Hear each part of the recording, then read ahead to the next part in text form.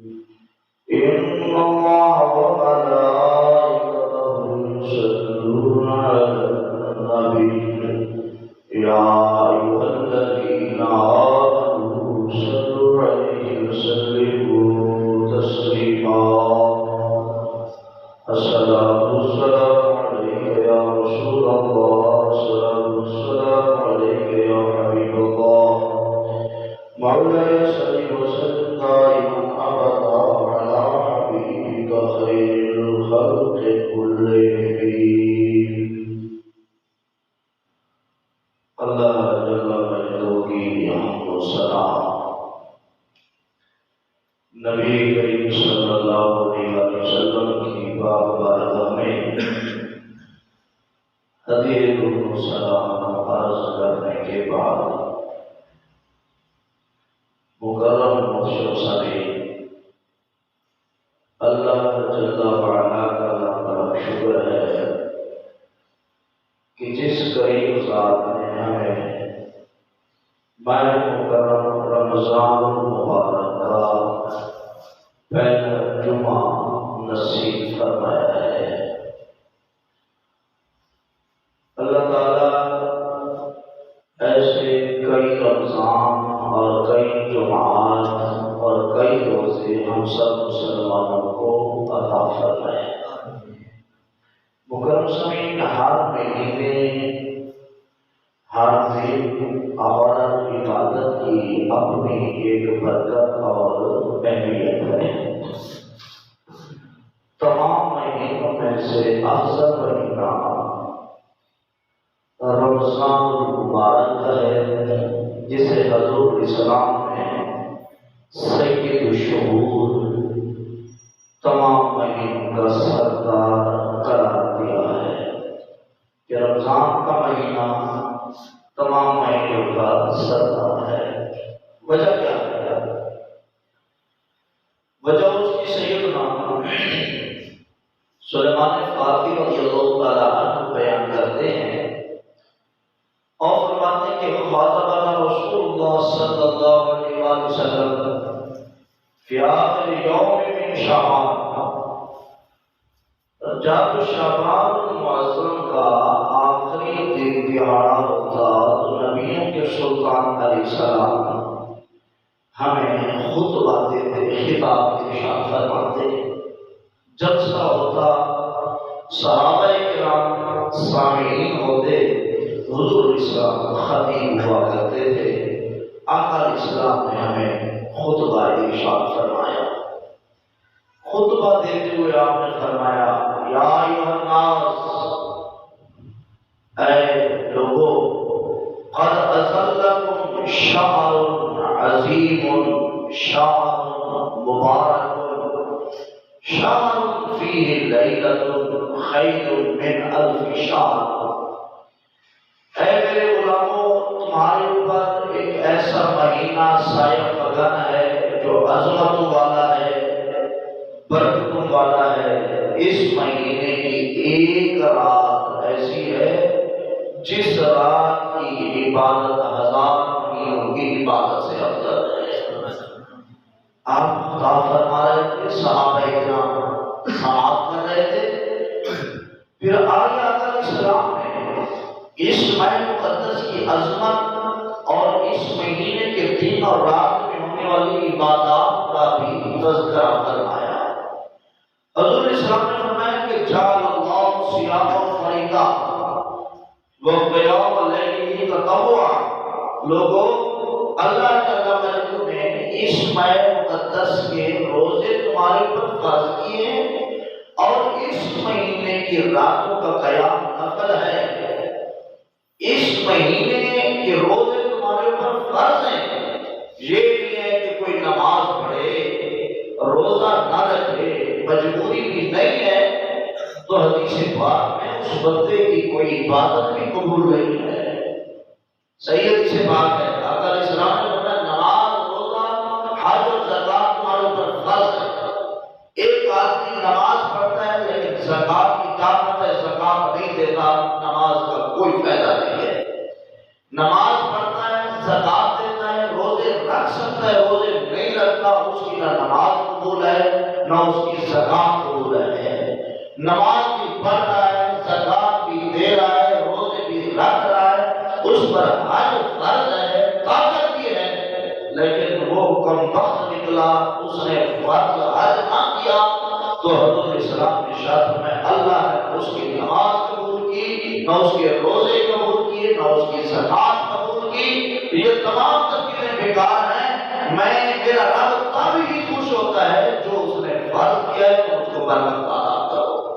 تو حضور اسلام نے ارشاد فرمایا اے جعل اللہ صیام فریضہ، اس مہینے کے روزے تمہارے اوپر فرض، توجہ میری طرف، اور فرمایا وقیام لیلی تطوعا، اور اس مہینے کی رات کا جو قیام ہے وہ نفل ہے۔ پھر فرمایا من تقرب فیہ بخصلۃ من الخیر کان کمن ادى فریضۃ فیما سواہ۔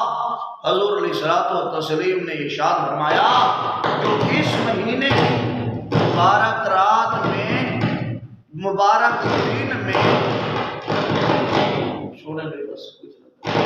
مبارک دن رات میں نفل ادا کرے، اللہ تبارک و تعالی اسے دیگر مہینوں کے فرض کا ثواب ہے۔ رمضان المبارک کام نفلی کیا، فرضی نہیں کیا، تو حضور علیہ السلام نے فرمایا جو بھی اس ماہ مقدس میں نفلی کام کرے، اللہ تبارک و تعالی اس بندے کو نفلی کام کے صدقے فرض کا ثواب عطا فرمائے گا۔ ومن ادى فریضۃ فیہ کان کمن ادى 70 فریضۃ فیما سواہ۔ حضور السلام نے فرمایا اس مہینے میں میرے رب کی رحمت ٹھاٹ پہ ہوتی ہے، موت میں ہوتی ہے، پورے جوبن اور شباب پہ ہوتی ہے۔ جو اس برکت والے مہینے میں ایک فرض ادا کرے گا، میرا رب اسے 70 فرضوں کا ثواب عطا فرمائے گا۔ لیکن قوم پھر بھی پیچھے سے پیچھے ہے، نماز کے قریب ہم نے نہیں آنا، روزے کے قریب ہم نے نہیں آنا، اور پھر تراویح کے وقت تو عجیب تماشا ہے، ہر ایک نے اپنی دو عید کی الگ مسجد بنا رکھی ہے، کوئی 6 پہ جا رہا ہے، کسی نے کہا میں نے فلاں اللہ کو سنا ہے وہ 8 پہ جا رہا ہے، کوئی کہا 10 پہ جا رہا ہے، کوئی 12 پہ۔ خبردار امام اعظم ابو حنیفہ رضی اللہ تعالیٰ عنہ نے جو ہمیں قرآن حدیث سے مسائل نکال کے دیے، قیامت تک ایسا بندہ دنیا کے اندر نہیں آئے گا۔ میرے مصطفیٰ کریم علیہ الصلوۃ والتسلیم نے، آپ کے صحابہ کرام نے، تابعین، تبع تابعین، سال 8 نہیں پڑھی، وہ پورا مہینہ بھی استغفار پڑھا کرتے تھے۔ اس لیے کوئی آگ میں چلا کہ یہ نماز ہے، یہ مذاق نہیں ہے، اس لیے نماز کو پوری سنجیدگی اور پورے وقار کے ساتھ ادا کرنا چاہیے۔ تو حضور اسلام نے فرمایا اس مہینے کے نفل پڑھو گے، میرا رب تمہیں فرضوں کا ثواب عطا فرمائے گا۔ جو بندہ فرض ادا کرے گا، میرا رب اسے 70 فرضوں کا ثواب عطا فرمائے گا، کیونکہ اس مہینے کے اندر رحمتیں کئی گنا زیادہ آسمانوں سے نازل ہوتی ہیں۔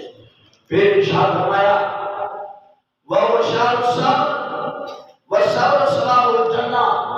لوگوں رمضان کا مہینہ صبر کا مہینہ ہے، اور صبر کا اجر جنت ہے۔ ایک آدمی صبح سویرے اٹھ کر سحری کرتا ہے، سحری کے بعد کھانا پینا جب بند، نماز پڑھی، صبح کا نفل ختم، زور کا وقت آیا، عصر کا وقت آیا، اب پیاس بھی جوبن پہ ہے، بھوک بھی شباب پہ ہے، تنہائی میں بیٹھا ہے، فریزر میں ٹھنڈے پانی کی بوتلیں موجود ہیں، کھانے کے لیے چیزیں موجود ہیں، وہ تو دور کی چیزیں ہیں، اب جنازہ کلی چل رہا ہے، پانی منہ میں ہے، دیکھنے والا کوئی نہیں، اندازہ لگانے والا کوئی نہیں، لیکن تمام چیزوں کے باوجود ایک قطرہ پانی کا اندر نہیں جانے دیتا۔ کیوں؟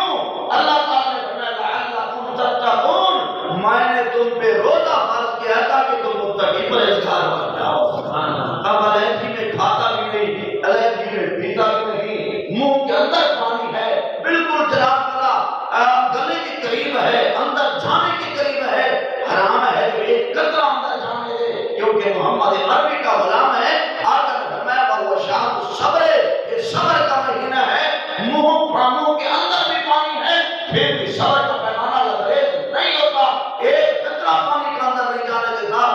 اپنے رب کی بھی بات کو مان لیا ہے، اپنے رسول کی بات کو بھی مان لیا ہے۔ حضور اسلام نے فرمایا صبر کا ثواب جنت ہے، وہ شاہ المواسات، یہ خیر خواہی کا مہینہ ہے، ایک دوسرے کے ساتھ بھلائی اختیار کر لی ہے دونوں نے۔ تمہیں پتہ چلے گا بھوک کتنی شدید لگتی ہے جب بندہ روزہ رکھتا ہے، غربت کا احساس ہوتا ہے، غریبوں کے متعلق جذبات انسان کے ابھرتے ہیں۔ یہ جذبہ نہیں ہے کہ سب کو ایک سکول میں بلا لو کہ تمہیں ایک تھیلی آٹے کی دیں گے، کہ تمہیں اتنے 1000 روپے دیں گے، وہ بیچارے بچوں سمیت، بیویوں سمیت، بہنوں سمیت خود لینوں میں لگ رہے ہیں۔ اور نامرادو، اگر ہر کام والا ہے تمہارا بل پہنچ سکتا ہے، آٹا نہیں پہنچ سکتا۔ ایسے نامراد ملے ہمیں، ایسے ظالم گھوڑے براجمان ہو گئے جنہوں نے قوم کا ستیہ ناش کر کے رکھ دیا۔ پھر قوم بھی عجیب ہے، وہ ڈبلگی بجائیں گے، پھر 500 روپیہ دیں گے، یہ ان کی گاڑیوں کے سامنے نچیں گے۔ اوے ایسا ناچنا چھوڑ دو، یہ لوگ تمہارے خیر خواہ نہیں، تمہارا سچا خیر خواہ رب کی ذات ہے اور رب کے رسول کی ذات ہے۔ اس نظام کی طرف آ جاؤ جو نظام تمہیں دنیا اور آخرت میں عزت دینے والا ہے۔ پریشان کرنے کے دیکھے جو کچھ تھیونا میرے نال تھیونا تو اب کچھ نہیں تھیونا۔ بعض بندے گھر بیٹھ کے کپڑے سلے کروا دیں، یہ چیزیں ختم کر دو، اب اپنے اندر جذبہ پیدا کرو، کیونکہ جو امام عالی مقام کو ماننے والا ہوتا ہے وہ کسی یزید سے نہیں ڈرتا۔ سمجھ آ رہی کہ نہیں آ رہی؟ ہاں، حضور اسلام نے ارشاد فرمایا، آخر فرمایا وشہر القرآن فی رزق المومن، یہ وہ مہینہ ہے جس میں مومن کا رزق بڑھ جاتا ہے۔ مومن امیر ہو، مومن غریب ہو، تجربہ کر کے دیکھ لے، اللہ تعالیٰ وسعت عطا فرماتا ہے۔ جس کی جیب میں 100 روپیہ ہے وہ 100 سے زیادہ خرچ کرتا ہے، جس کے پاس کچھ نہیں اللہ تعالیٰ لوگ اس کی امداد کے لیے بھیج دیتا ہے۔ مومن امیر ہو تب بھی رزق بڑھ جاتا ہے، مومن غریب ہو تب بھی رزق میں اضافہ ہو جاتا ہے۔ اور پھر حضور اسلام نے فرمایا من فطر فی صائما کان لہ مغفرۃ لذنوبہ، حضور اسلام نے ارشاد فرمایا جو کسی روزہ دار کا روزہ پار جائے گا میرا کریم رب اس کے سارے گناہوں کو معاف فرما دے گا۔ جو کسی روزہ دار کا روزہ افطار کرے۔ آج ہمارے یہاں کیا طریقہ ہے، ہم نے گھر میں بیٹھ کے روزہ افطار کرنا ہے، ٹھیک ہے، کوئی بندہ مجبوری ہے کرے، ورنہ کوشش کرنا چاہیے کہ اپنے پاس جو بھی ایک کھجور کا دانہ بھی کیوں نہیں اس کو لے کر بندہ مسجد میں یا کسی ایسی جگہ پہ آ جائے جہاں پہ مسلمانوں کی عام گزرگاہ ہو، تاکہ کوئی روزہ دار آئے تیرے پاس گلاس پانی کا ہے، ہو سکتا ہے تیرے گھونٹ سے تیرا کام بن جائے، تیرے کھجور کے دانے سے تیرا کام بن جائے۔ دیہات میں وہ سننا طریقہ آج بھی ہے، کہیں کہیں پہ وہ روٹی پلاتے ہیں، وہ بھاجیاں ملاتے ہیں، وہ شربت ملاتے ہیں۔ وجہ یہی ہوتی ہے وہ ایک جگہ پہ سارا جمع کر دیتے ہیں، سب کا کھانا ملا دیتے ہیں تاکہ سب کے کھانے سے روزے دار روزہ افطار کریں اور کریم رب ان کو روزہ افطار کرنے کا ثواب عطا فرما دیں۔ لیکن ہم کیا کرتے ہیں، علیحدہ علیحدہ روزہ افطار کرنے کے عادی ہو چکے ہیں۔ حضور اسلام نے ارشاد فرمایا وَإِذْ خَرَقَتِ مِنَ النَّارِ، جب کوئی کسی کا روزہ افطار کراتا ہے اللہ تعالیٰ اس کو جہنم سے آزادی عطا فرماتا ہے۔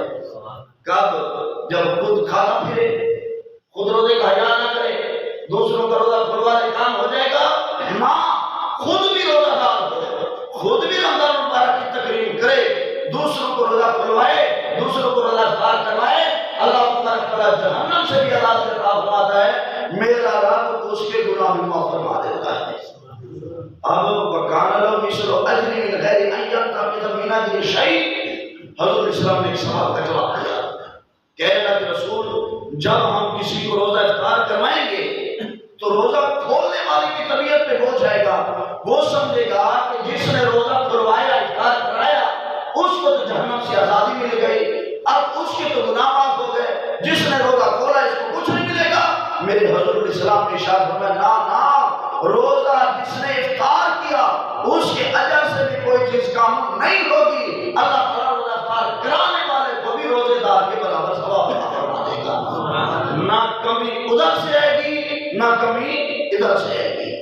پھر حضور نبی پاک صلی اللہ علیہ وسلم نے ارشاد فرمایا، جب آقا نے فرمایا نا بڑا ثواب ہے روزہ افطار کرانے کا، تو غریب صاحب کھڑا ہو گیا، عرض کرتے یا رسول اللہ لیس کلنا ناجد من فطر بحساب، اللہ کے رسول ہم میں سے ہر ایک کے پاس تو اتنا کچھ نہیں ہوتا کہ ہم روزہ افطار کروائیں۔ ایک اور لوگ اللہ نے عطا کیا ہے، وہ کھجوریں لے کر دیتے ہیں، وہ شربت کی بوتلیں دے دیتے ہیں، وہ چینی دے دیتے ہیں، ٹھنڈے مشروبات کے انتظام کرتے ہیں، ختم خیرات کرتے ہیں۔ اللہ کے رسول لیس کلنا ناجد من فطر بحساب، سب کے پاس تو گنجائش نہیں ہے کہ سارے لوگ روزہ افطار کروائیں اور اتنے بڑے اجر و ثواب کے مستحق بن جائیں۔ سنیے زہرا پاک کی بابا جان نے کیا ارشاد فرمایا، فقال رسول اللہ صلی اللہ علیہ وسلم یؤتی اللہ ھذا الثواب من فطر صائما علی مسقط لبن۔ حضور علیہ السلام نے فرمایا مجھے نہ تھی وہ اگر کہیں کو لسی کا گھٹ چا پی سو میرا رب تو اوندا برابر اتنا ثواب عطا فرما دے۔ مسقط لبن یعنی دودھ کے اندر پانی ملا کر، جسے کچی لسی کہتے ہیں، نمک ڈال کے اگر میٹھا بھی نہیں ہے، یہ نمک بھی نہیں ہے، سادہ پانی تھوڑا سا دودھ لسی بنا کے پلاتا ہے، میرے آقا علیہ الصلوۃ والتسلیم نے فرمایا میرا رب اس کو اتنا بڑا اجر و ثواب عطا فرمائے گا۔ صحابہ کرام انہوں نے بڑے بڑے مسئلے حل کیے، صاحب نے عرض کیا اور تمرت اور شربت من ماء، سونا ہر کہیں اترو بڑا کا کوئی نہیں، ہر ایک کے پاس تو گائے دودھ والی نہیں ہے، بھیڑ بکری دودھ والی نہیں ہے، اونٹنی دودھ والی نہیں ہے، بھینسیں نہیں ہیں، دودھیالے جانور نہیں ہیں، تو پھر وہ آپ کا امتی تو محروم گیا۔ میرے آقا نے فرمایا ہرگز محروم نہیں جائے گا، میں ہوں رحمت للعالمین نبی، قیامت تک مجھ نبی کی رحمت کا بادل برستا رہے گا، میرا رب تمہیں اجر و ثواب سے نوازتا رہے گا۔ پریشان نہ ہونا، دودھ نہیں، لسی کا انتظام نہیں، اور تامرات 5 کلو کھجور بھی نہیں دے سکتا، کلو بھی نہیں دے سکتا، پاؤ بھی نہیں دے سکتا، ایک شارک بھی نہیں دے سکتا، اور تامرات اے میرے کلمہ پڑھنے والے ایک کھجور کا دانہ لے کر باہر نکلنا، کوئی روزہ دار مل جائے اس کو کھجور کا دانہ دے دینا، حسنین کا نانا ضامن ہے، میرا رب تمہیں پورا اجر و ثواب عطا فرمائے گا۔ سبحان اللہ۔ اے اللہ کے پیارے رسول، دور ایسا بھی آ سکتا ہے غربت بڑھ جائے، مہنگائی کا طوفان آ جائے، نہ اہل لوگوں کو اقتدار مل جائے، لوگوں کے لیے کھانا پینا تنگ ہو جائے، دودھ بھی نہیں، کھجور بھی پہنچ سے دور ہے۔ میرے آقا علیہ السلام نے فرمایا پریشان نہ ہونا، یہ مہنگائی کرتے رہیں، نہ اہل لوگوں کا دولہ تم پہ مسلط ہوتا رہے، پریشان نہ ہونا، اور شربتم من ماء، اے میرے غریب امتی اپنے گھر کے کسی برتن میں پانی کا گھونٹ جناب کا لے کر باہر نکلنا، روزے دار کو پلانا تیرا کام ہے، دربار خدا بندی سے اتنا ثواب لے کر دینا مجھے مصطفیٰ کا کام ہے۔ آقا نے فرمایا دودھ کی لسی پلاؤ گے تب بھی بڑا اجر و ثواب، گناہ معاف، اللہ تعالیٰ جہنم سے آزادی عطا فرمائے گا۔ اگر تم کھجور کا دانہ دو گے تب بھی اللہ تعالیٰ تمہیں آزادی عطا فرمائے گا۔ اگر کچھ بھی نہیں ہے تو ایک گھونٹ پانی پلاؤ گے، آسمانوں کا رب تمہیں جہنم سے رہائی بھی عطا فرمائے گا، دنیا کے اندر تمہارے سارے پچھلے گناہ بھی معاف فرما دے گا۔ سبحان اللہ۔ اے اللہ کے پیارے رسول، یہ تو چلو غریبوں کے لیے آپ نے بیان فرما دیا کہ لسی کا گھونٹ، کھجور کا دانہ، پانی کا گھونٹ پلاؤ، تو اجر و ثواب جس کو اللہ نے بے پناہ رزق عطا فرمایا ہے، جس کے پاس مال اور دولت موجود ہے، اتنی وسعت ہے کہ پورے ڈسٹرکٹ میں افطاری کا انتظام کرا سکتا ہے، غرباء کے چولہے گرم کر سکتا ہے، مسکینوں، غریبوں، یتیموں، بیوقان کے کلیجوں کو تر کر سکتا ہے، روتی امت کا سہارا بن سکتا ہے، روزہ دار کا روزہ افطار کرا کے بڑے اجر و ثواب کا مستحق بن سکتا ہے، وہ سحری اور افطاری کا کھانا بھی دے سکتا ہے، افطاری کے لیے اعلیٰ قسم کا انتظام انسان بھی کر سکتا ہے، لوگوں کا پیٹ بھی بھر سکتا ہے، اس کو کیا ملے گا؟ تو نبی محمد علیہ السلام نے فرمایا وَمَنْ أَشْبَعَ صَائِمًا سَقَاهُ اللَّهُ مِنْ حَوْضِهِ شَرْبَةً لَا يَظْمَأُ حَتَّى يَدْخُلَ الْجَنَّةَ۔ میرے آقا نے فرمایا جو میری امت کا امیر بندہ کسی روزہ دار کو پیٹ بھر کر کھانا کھلائے گا، میرے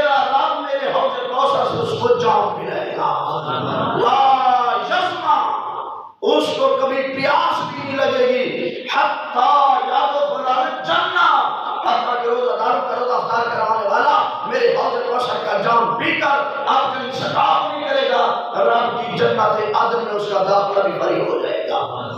آج لوگ ہیں ایسے جو غریب ہوں، یتیم ہوں، مسکین ہوں، غریب ہوں، روزوں کی افطاری کا انتظام کرتے ہیں۔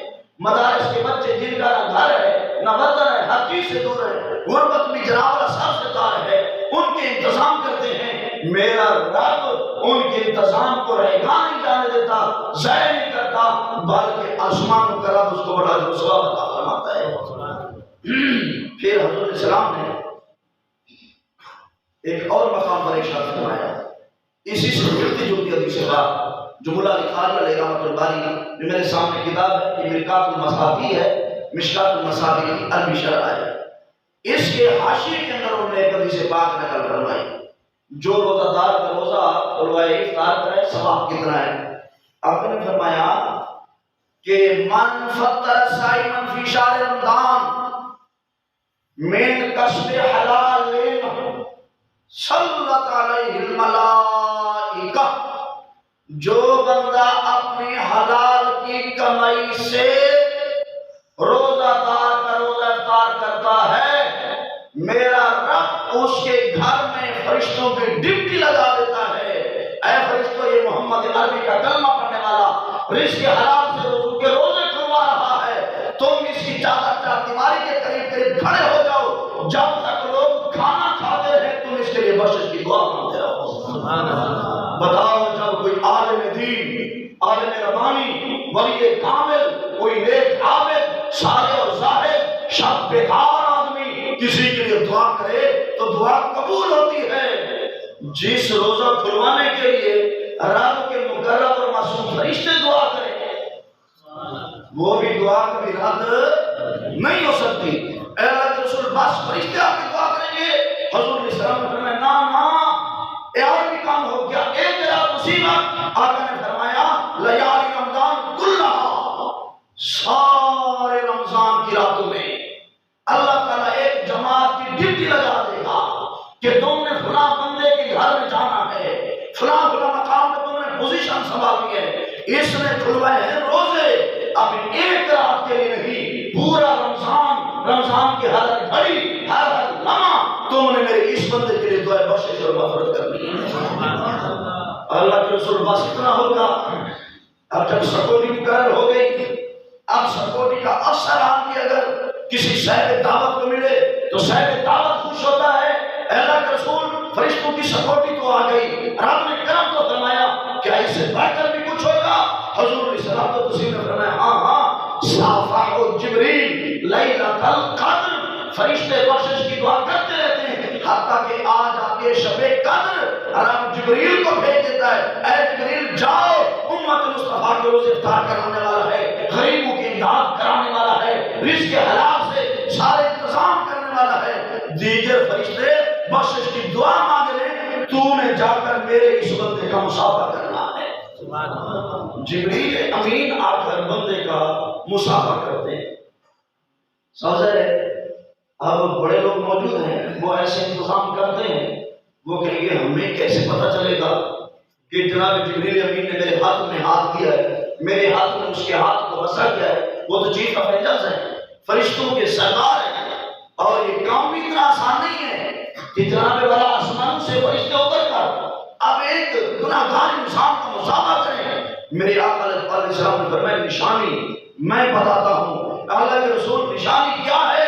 حضور علیہ السلام نے فرمایا یرق قلبہ وتقصر دمہ، وہ بندہ بیٹھا ہوگا اچانک دل پتلا ہو جائے گا، دل پہ فکر زیادہ طاری ہو جائے گی، آنکھوں سے آنسو جاری ہو جائیں گے، سمجھ لے فرشتے میرے لیے دعا مانگ رہے ہیں، فرشتوں کے سردار جناب جبریل نے میرے ساتھ مصافحہ بھی کیا ہے۔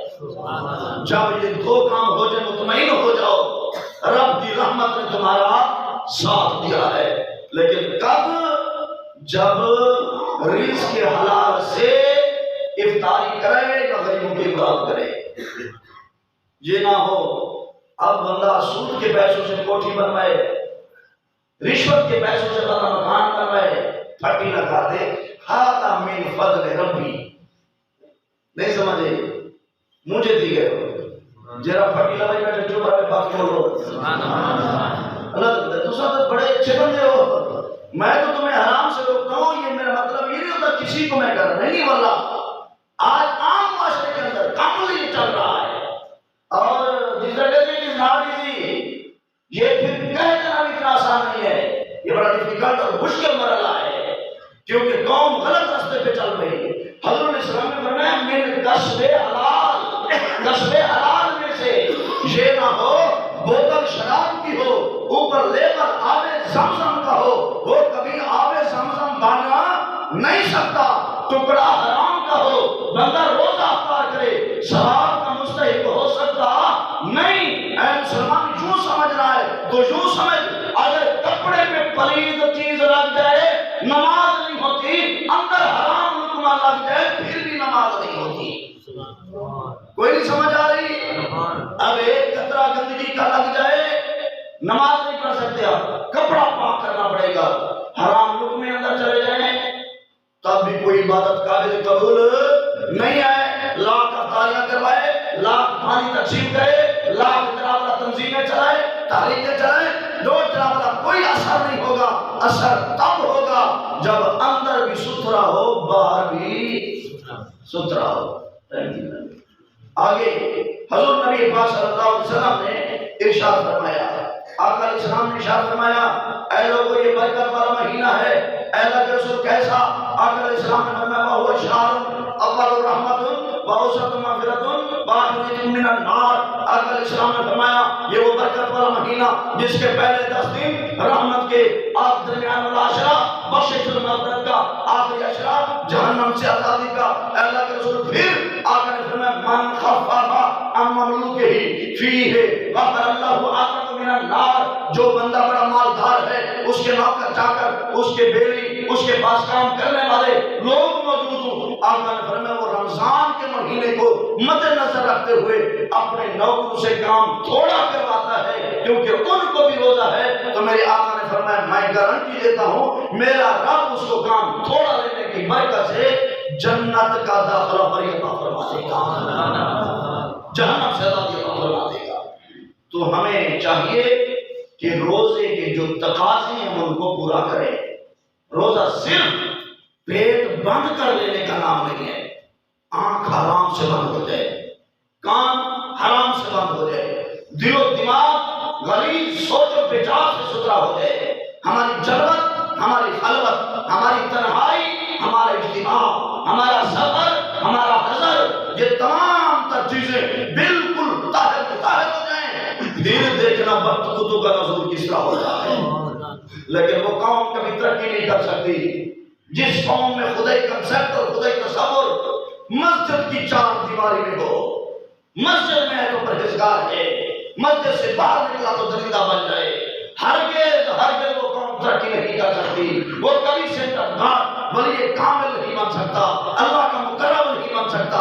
جو مسجد تک خدا کو محدود سمجھے، خدا محدود نہیں، خدا مسجد میں بھی سنتا ہے، خدا عدالت میں بھی سنتا ہے، خدا اقتدار میں بھی سنتا ہے، خدا سیاست میں بھی سنتا ہے۔ مظلوم کی امداد کرنا ہو، ظالم کا ہاتھ روکنا ہو، غداروں کو جوتے کی نوک پہ رکھنا ہو، جہاں جہاں بھی نیکی کا کام کرے گا اللہ کی کرامت تقدیر کو مد نظر رکھ کے میرے حبیب نے فرمایا وہ پریشان نہ ہو، جہاں کہیں بھی ہوگا آسمانوں کا رب اس کی امداد ضرور کروائے گا۔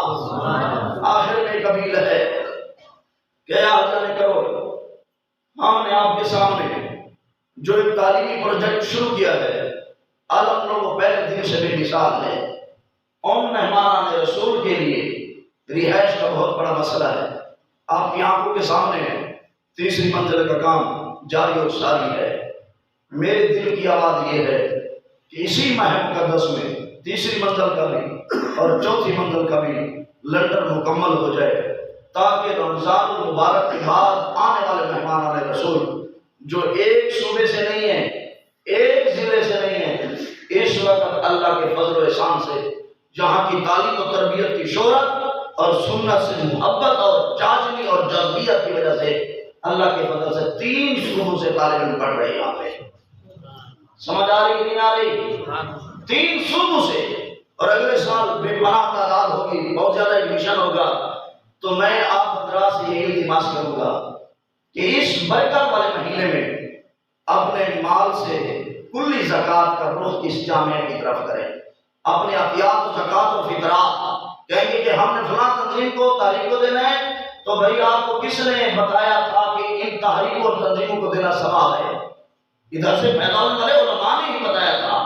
یہ دین کے گلے ہیں، آپ کا فرض ہے کہ ان کی امداد کرے تاکہ یہ مہمان مصطفیٰ بالکل معیشت سے آزاد ہو کر کلی توجہ قرآن اور حدیث کی طرف دیں، تاکہ یہ لوگ کامل اکمل مکمل ریلیجس سکالر بن کر، معاشرے کا سنہری فرد بن کر، ظالم کی آنکھ میں آنکھ ڈال کے حق کا پرچار کرنے والے بن جائیں. اس کا ایک ہی طریقہ ہے، جتنے احباب صاحب سرور تشریف فرما ہیں وہ اپنے سارے احتیاط اور صدقات کا رخ اس جامعہ کی طرف کریں تاکہ یہ کام مختصر عرصے میں پائے تکمیل تک پہنچ جائے. آپ کو پتا ہے کہ بعض اوقات کہا جاتا ہے کہ ان کے پاس پشاور کے طالب علم ہیں تو ہمیں خطرہ ہے. نسل کی پشاور کے مسلمان کوئی نہیں، پشاور تو ایسے ہے کوئی نہیں. ایسے یعنی طوفان بدتمیزی برپا کیا جاتا ہے. دین ہمیشہ انسان کی اصلاح کرتا ہے، فلاح کا بیڑا اٹھاتا ہے. یہاں پہ طالب علم کو دہشت گردی نہیں سیکھتے. جب بے حیائی کے لیے کام کیے جائیں، کوئی روک ٹوک نہ ہو، ہم انشاءاللہ نیکی کا کام ڈنکے کی چوٹ پہ کریں گے. سمجھ آ رہی کہ نہیں آ رہی؟ اس نیکی کے کام میں ہم مسلمان بالکل بے باک ہیں. مصطفیٰ کریم علیہ السلام نے مکہ المکرمہ میں اعلان کلمۃ الحق کر کے، مدینہ طیبہ میں ریاست مدینہ کا جناب والا قیام کر کے، صحابہ کرام نے جانوں کے نذرانے دے کے، کربلا کی دھرتی میں حسین نے گھرانہ لٹا کے ہمیں درس دیا ہے. اور جب باطل سینہ تان کے آ جائے، دبے کے نہیں بیٹھنا، میری سنت پہ عمل کر کے باطل کو باش باش کر کے ہر مقام پہ حق کا جھنڈا تم نے بلند کرنا ہے. انشاءاللہ رمضان کے بعد آپ دیکھیں گے پھر کس طرح بہار لوٹ کے آتی ہے. اللہ تعالیٰ آپ ہم کو، ہم سب کو اس ماہ مقدس کے جملہ فیض و برکات عطا فرمائے. اللہ تعالیٰ اس ماہ مقدس کی تعلیم و تقریم کرنے کی توفیق رفیق عطا فرمائے. وآخر دعوانا الحمدللہ رب العالمین.